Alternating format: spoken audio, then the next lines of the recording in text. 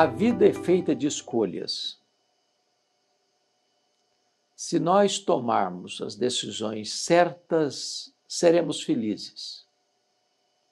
Se nós tomarmos decisões erradas, sofreremos as consequências.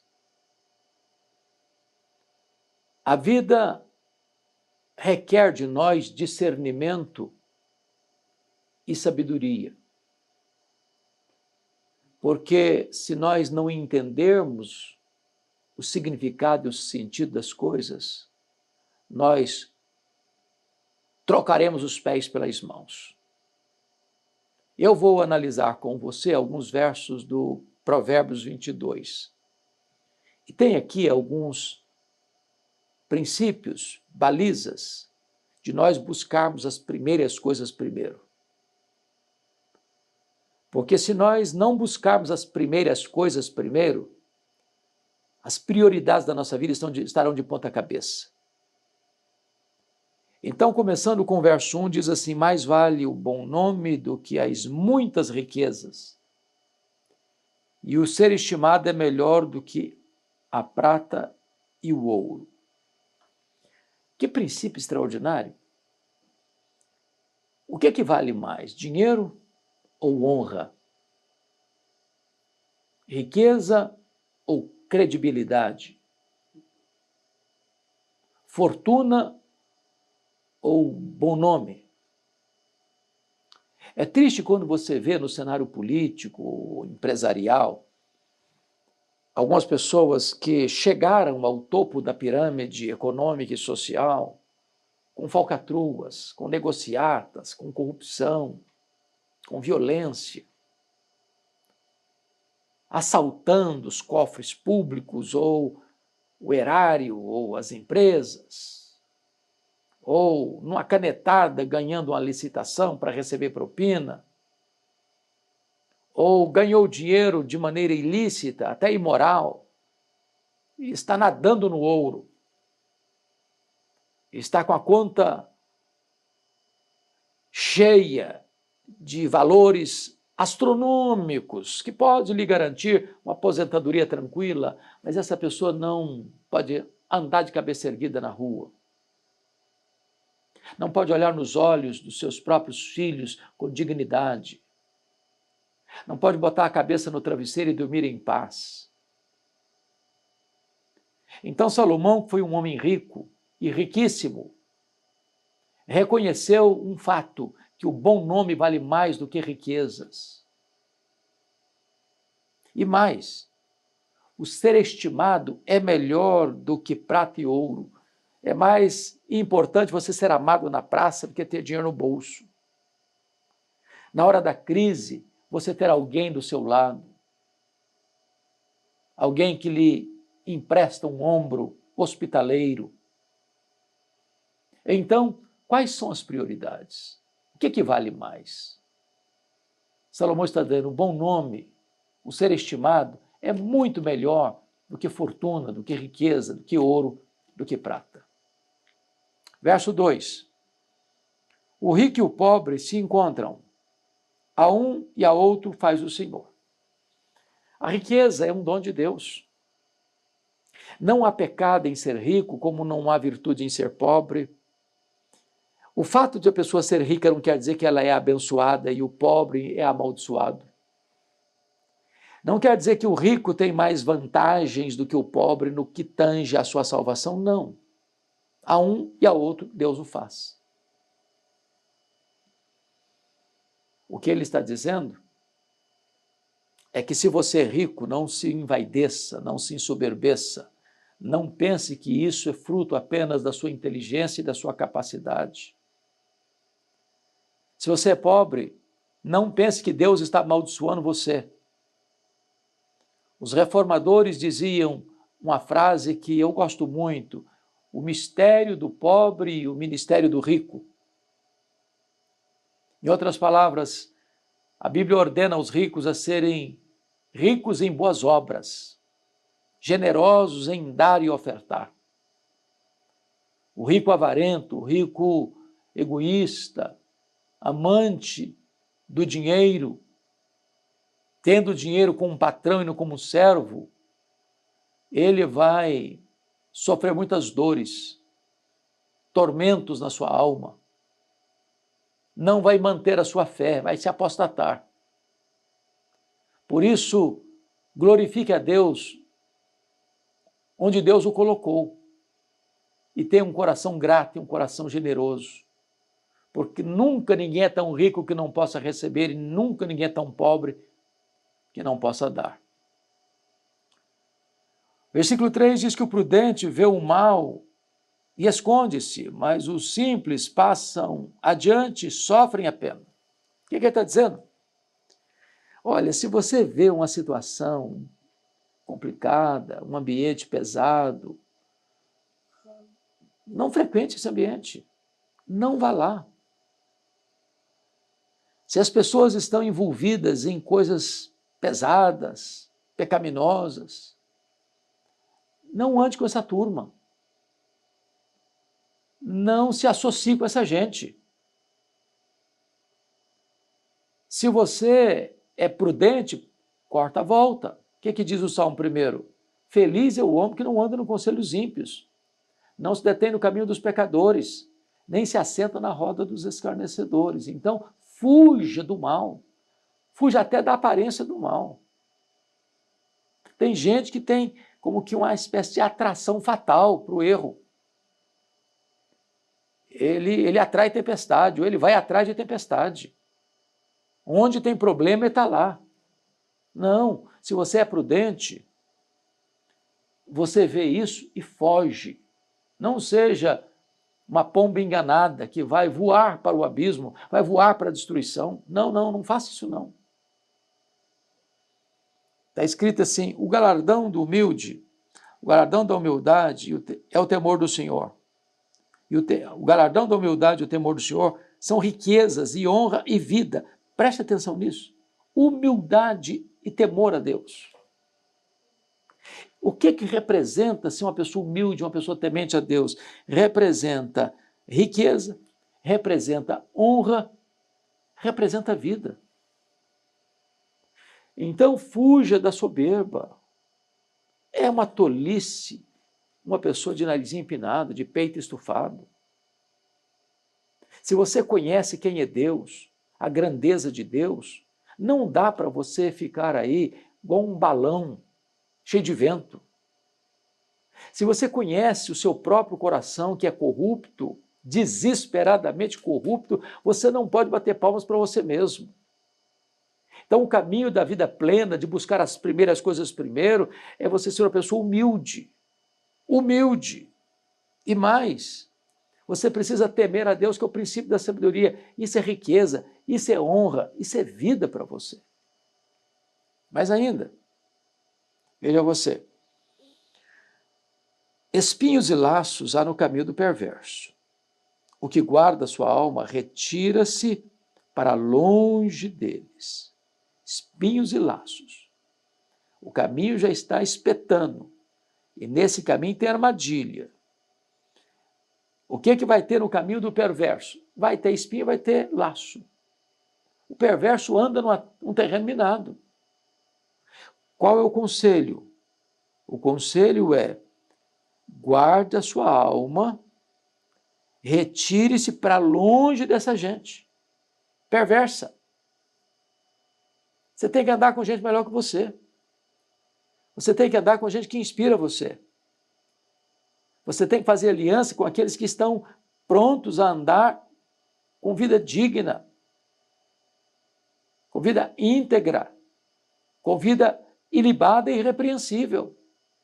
Associar-se com aqueles que estão na prática do erro, do mal, vai acabar respingando também na sua vida. Você vai se tornar parceiro deles e sofrer as mesmas consequências. Versículo 6 diz assim: ensina a criança no caminho que deve andar, e ainda quando for velho não se desviará dele. Tem algumas coisas importantes aqui. Há uma ordem, ensina a criança. Nós estamos vivendo uma geração em que nós estamos levando os filhos para a escola com 2 anos, 3 anos. Os pais estão abdicando do direito e do privilégio que têm de educar os seus filhos. Os pais estão ocupados demais para se ocuparem com seus filhos. E hoje, quem está educando as crianças? A escola? Os desenhos animados? Os joguinhos da internet? Quais são os heróis que estão inspirando as crianças hoje? É Batman? É Homem-Aranha? Nós estamos vivendo uma época em que os pais estão terceirizando a educação dos filhos. E a ordem é: ensina a criança. Mas não o caminho que ela quer andar. Não o caminho que ela deve andar. Ensina a criança no caminho. É caminhando com ela. É sendo exemplo para ela. É sendo uma inspiração para ela, é sendo um paradigma, um modelo para ela. E aqui, depois de uma ordem, tem uma promessa. Ainda quando for velho, não se desviará desse caminho. Então, caminhe com seus filhos. Discipule seus filhos. Ensine os seus filhos com exemplo. Aliás, Albert Schweitzer disse que o exemplo não é uma forma de ensinar, é a única forma eficaz de fazê-lo.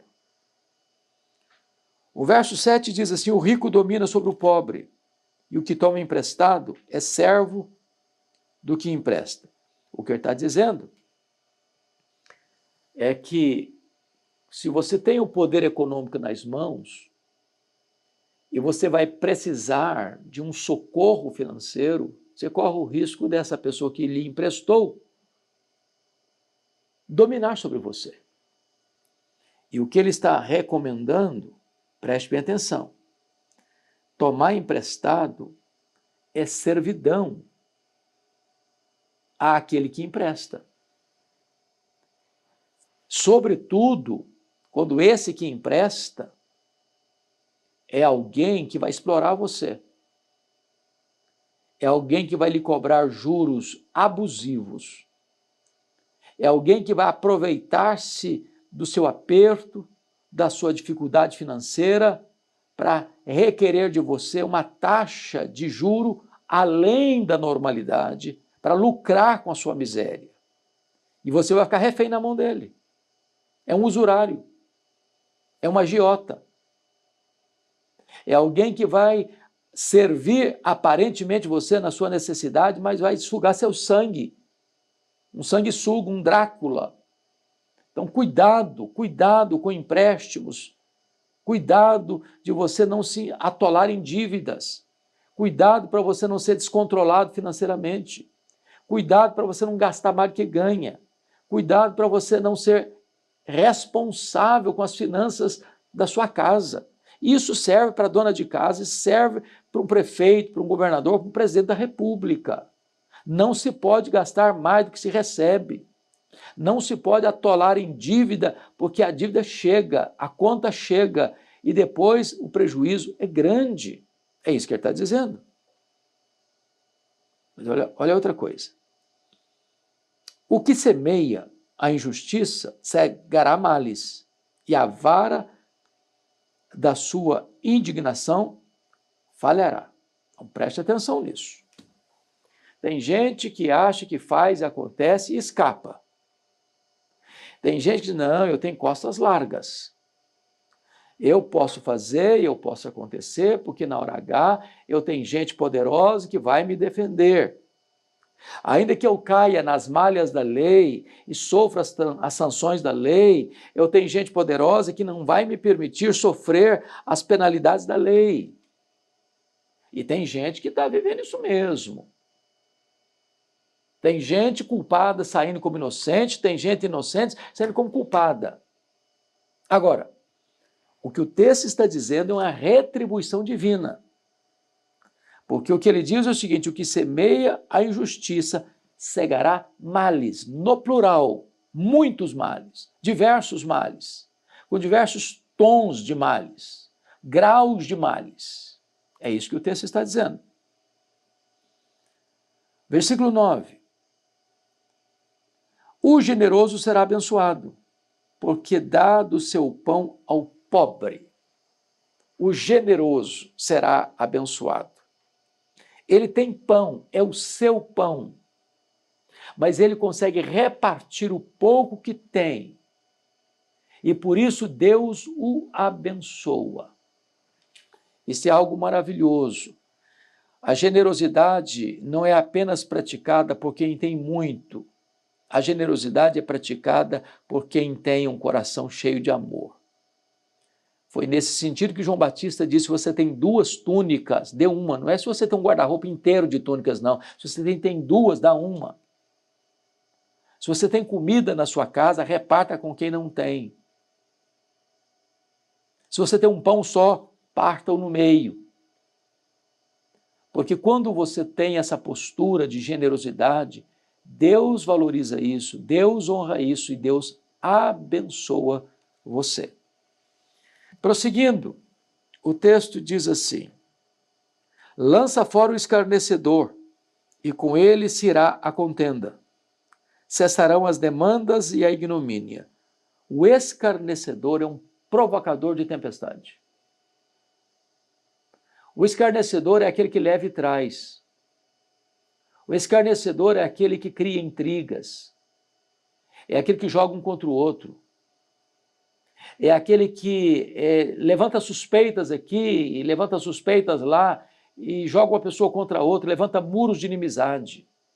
O texto é: joga fora essa pessoa, lança fora essa pessoa, fuja dessa pessoa, não conviva com ela, não dê espaço para ela na sua agenda, não abrigue essa pessoa nos seus relacionamentos. Veja você, que quando você faz isso, você vai cessar as demandas e a ignomínia. Tem demanda demais hoje, gente. Tem confusão demais hoje, tem briga demais hoje, tem disputa demais hoje, tem confusão demais hoje. Está na hora de parar. E como é que você para? Afastando o escarnecedor da sua agenda. Olha o contrário disso. O que ama a pureza do coração e é grácil no falar, terá por amigo o rei. Ou seja, boa intenção, sabedoria no falar. As nossas palavras, elas podem dirigir ou para o bem ou para o mal. As nossas palavras podem ser uma fonte de vida ou pode ser um manancial cheio de veneno.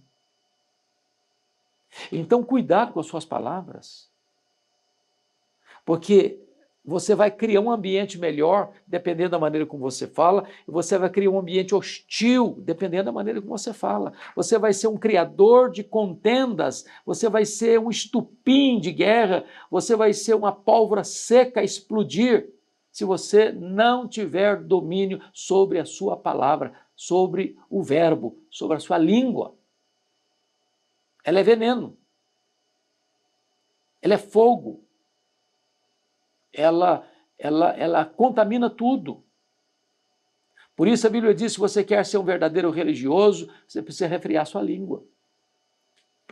Mas o texto ainda avança e diz assim: os olhos do Senhor conservam aquele que tem conhecimento, mas a palavra do iníquo ele transtornará. O texto está nos informando que Deus olha e Deus vê quem tem conhecimento e quem tem palavras iníquas nos lábios. A um Deus preserva, a outro Deus rejeita. Agora olha o 13. Diz o preguiçoso: um leão está lá fora, serei morto no meio das ruas. O preguiçoso vê problema onde não tem problema. Vê ameaça onde não tem ameaça. Ele não quer levantar cedo para trabalhar, porque vai ter um leão lá e ele vai me pegar. Ele vê fantasma, ele vê leão, ele vê perigo, ele vê morte, ele vê todo tipo de problema para não sair do seu comodismo, da sua inércia, da sua preguiça. Então não dê desculpa. A Bíblia diz: quem não trabalha, que não coma. E nós estamos vivendo uma realidade no Brasil, e é uma análise que eu faço, e não só eu, mas milhões de pessoas fazem, é que, às vezes, no afã de socorrer as pessoas na sua necessidade, nós estamos deixando as pessoas acomodadas com assistencialismo. Há estados no Brasil que têm mais Bolsa Família do que carteira de trabalho. E claro que nós somos absolutamente favoráveis a que as pessoas necessitadas sejam assistidas, é claro. Mas mantê-las no assistencialismo, na acomodação, para que elas cruzem os braços, para que elas recebam esse dinheiro para comprar arroz com feijão e tomar sua pinguinha no final de semana e ficar só nisso, não dando a elas a esperança de uma escola boa, de um trabalho melhor, de uma renda melhor, de um crescimento maior, é domesticá-las na miséria. Isso produz o quê? Preguiça, às vezes. Por onde ando eu vejo pessoas assentadas, braços cruzados, gente que podia estar trabalhando, gente que podia estar estudando, gente que podia estar produzindo, gente que podia estar melhorando a sua condição de vida, mas está absolutamente acomodada por causa do assistencialismo. Isso vai desembocar no quê? Na preguiça e na pobreza. Mas veja mais. Cova profunda é a boca da mulher estranha. Aquele que contra quem o Senhor se irá, cairá nela. Então, cuidado com as lábias, os lábios de mel, de manteiga, da sedução, para levar você para um abismo de infidelidade. Cuidado para que você não seja atraído por este canto da sereia. Cuidado para você não ser arrastado pelas suas paixões. Cuidado para que você não entre nesse caminho escorregadio, porque se você entrar nele, Deus pode julgar você, entregar você aos encantos, aos riscos, aos perigos, à própria morte dessa situação. Para fechar, está escrito: a estultice está ligada ao coração da criança, mas a vara da disciplina a afastará dela. O que Salomão está nos ensinando aqui é que criança precisa de educação. Criança precisa de limites. Criança precisa ser instruída em casa, com os pais, acerca do que é certo e do que é errado, do que pode, do que não pode, do que deve, do que não deve. Crianças precisam saber em casa as consequências das decisões erradas e os benefícios das decisões certas. Se uma criança é abandonada a si mesma, se ela não tem controle, se os pais não têm controle sobre elas, se os pais não disciplinam, se os pais não põem limites, essas crianças vão envergonhar amanhã os pais. Quantos aqui já leram ou quantos assistiram lá na década de 80 o filme Eu, Christiane F., 13 anos, drogada, prostituída? A mãe pensou que se tivesse uma filha, ela nunca colocaria limites, nunca diria não faça isso, não faça aquilo. A criança é que tem que tomar suas próprias decisões e fazer suas próprias escolhas.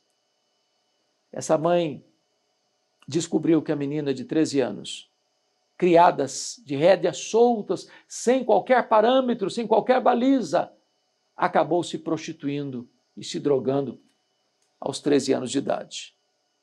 Pai e mãe, não abra mão do seu dever, da sua responsabilidade de criar os seus filhos na admoestação, na disciplina e na admoestação do Senhor. Uma criança deixada a si mesma, diz o texto, esta criança vai ter problemas e vai empurrar os pais para problemas, porque a estultícia está ligada ao coração. Você não precisa ensinar uma criança a mentir, a ser orgulhosa. Isso é inato. Isso é a corrupção do pecado. Isso é a queda. Isso é o pecado original. A estultícia está ligada ao coração da criança. Em pecado me concebeu minha mãe. O ímpio desvia-se desde a sua concepção. Então é necessário que nós sejamos disciplinados, orientados, advertidos, admoestados e receber também a disciplina para que ele entenda que o bem tem benefícios, o mal tem prejuízos. Finalmente, o último versículo: o que oprime ao pobre para enriquecer a si, ou o que dá ao rico, certamente empobrecerá. O que ele está dizendo é que aquela pessoa que quer explorar o pobre, tirar o pouquinho que o pobre tem para se enriquecer, aquele que oprime o pobre, às vezes vendendo um produto de qualidade inferior, por um preço maior, por um peso menor, e ele usa esses esquemas e esses expedientes para oprimir aquele que tem pouco, quase nada tem, para ele ter vantagens financeiras com isso, para se enriquecer com isso, lá no final, essa conta vai chegar para ele, e isso vai ser motivo de pobreza e miséria para ele. Se não pobreza financeira, mas pobreza no sentido de falta de paz, falta de alegria, falta de contentamento, falta de equilíbrio emocional, falta da bênção de Deus. Então, você quer ser abençoado? Busque as primeiras coisas primeiro. Você quer ser uma pessoa abençoada?